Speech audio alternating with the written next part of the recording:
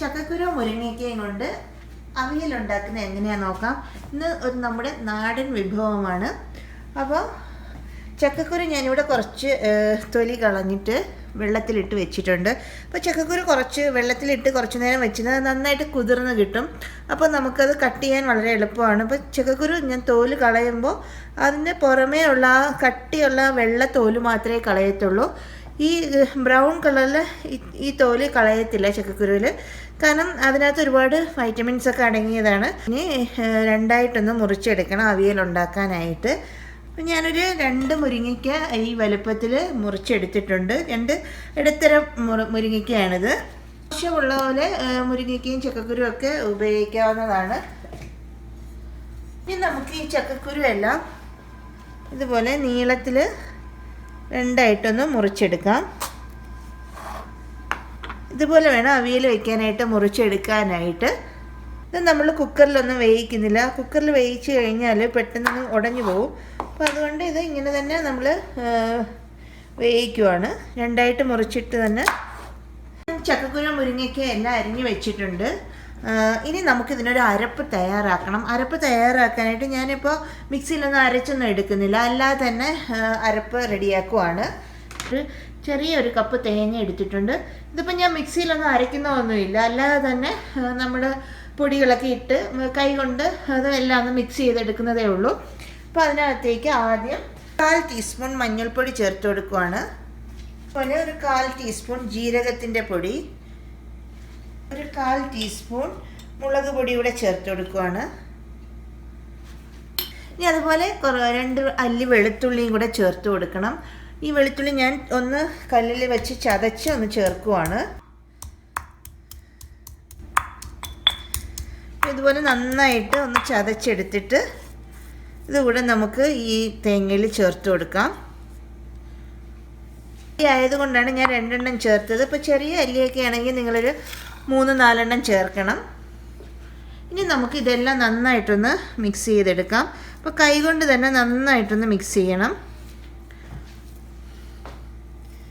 ഇപ്പം നമ്മുടെ ചക്കക്കുരു മുരിങ്ങയ്ക്ക അവിയലിലേക്കുള്ള അരപ്പ് റെഡിയായിട്ടുണ്ട്. ഇതിന് നമുക്ക് ഒന്ന് മാറ്റി വെച്ച ശേഷം ചക്കക്കുരു മുരിങ്ങയ്ക്കയും കൂടെ ഒന്ന് വേവിക്കാം.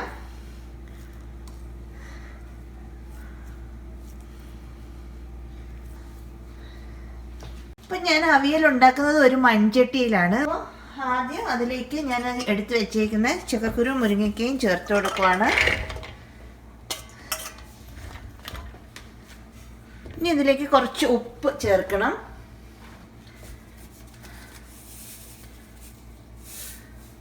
ഇനി നന്നായിട്ടൊന്ന് മിക്സ് ചെയ്യാം എല്ലാം.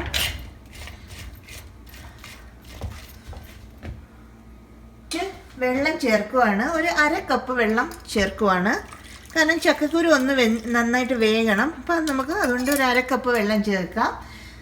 ഇനി തീ ഓൺ ചെയ്ത് ഇനി നമുക്കിത് മൂടി വെച്ചൊന്ന് വേവിക്കാം. നമുക്ക് ഇതൊന്ന് തുറന്ന് നോക്കാം. ഇപ്പോൾ ചക്കക്കുരുവും മുരിങ്ങയ്ക്കൊക്കെ നന്നായിട്ട് ഒന്ന് തിളച്ചിട്ടുണ്ട്. ആ വെള്ളം നമ്മൾ ഒഴിച്ച വെള്ളം ഒന്ന് തിളച്ചിട്ടുണ്ട്.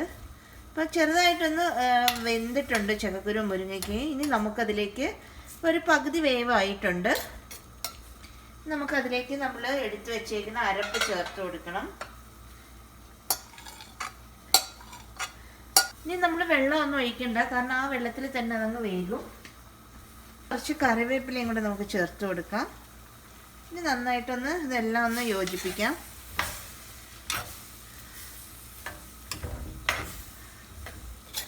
കുറച്ച് അരപ്പ് കൂടുതൽ നിൽക്കണം, അപ്പോഴാണ് അതിന് നല്ല ടേസ്റ്റ് വരുന്നത്. നമുക്കിത് അടച്ചു വെച്ച് ഒന്നും കൂടെ നന്നായിട്ടൊന്ന് വേവിക്കാം. ഇനി നമുക്ക് അവിയലൊന്ന് തുറന്ന് നോക്കാം. അപ്പം നമ്മുടെ അവിയൽ റെഡി ആയിട്ടുണ്ട്. ചക്കക്കുരുവും മുരിങ്ങയ്ക്കയും എല്ലാം നന്നായിട്ട് വെന്ത് ആ വെള്ളം എല്ലാം നന്നായിട്ട് വറ്റിയിട്ടുണ്ട്. അപ്പോൾ നമ്മൾ ചക്കക്കുരു വെന്തോന്നറിയാൻ ഒരു ചക്കക്കുരു എടുത്ത് ഒന്ന് ഉടച്ച് നോക്കിയാൽ മതി. അപ്പോൾ ഇത് വെന്തിട്ടുണ്ട്. അപ്പോൾ അഥവാ വെന്തില്ലെങ്കിൽ നമ്മൾ കുറച്ച് വെള്ളവും കൂടെ ഒഴിച്ച് ഒന്ന് അടച്ച് വെച്ച് കുറച്ച് നേരം കൂടെ ഒന്ന് വേവിച്ചാൽ മതി. നമുക്ക് തീ അങ്ങ് ഓഫ് ചെയ്യാം. കുറച്ച് പച്ച വെളിച്ചെണ്ണ ഇതിലേക്ക് ഒഴിച്ചു കൊടുക്കണം.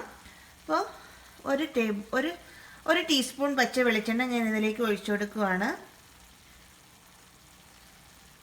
ഇതെല്ലാം നന്നായിട്ടൊന്ന് മിക്സ് ചെയ്യാം.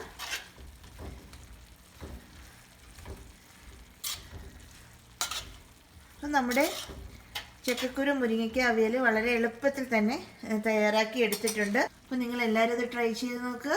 വീഡിയോ ഇഷ്ടപ്പെട്ടെങ്കിൽ ഷെയർ ചെയ്യാനും കമൻറ്റ് ചെയ്യാനും സബ്സ്ക്രൈബ് ചെയ്യാനും മറക്കരുത്. അടുത്തൊരു വീഡിയോ ആയി കാണുന്നത് വരെ താങ്ക് യു.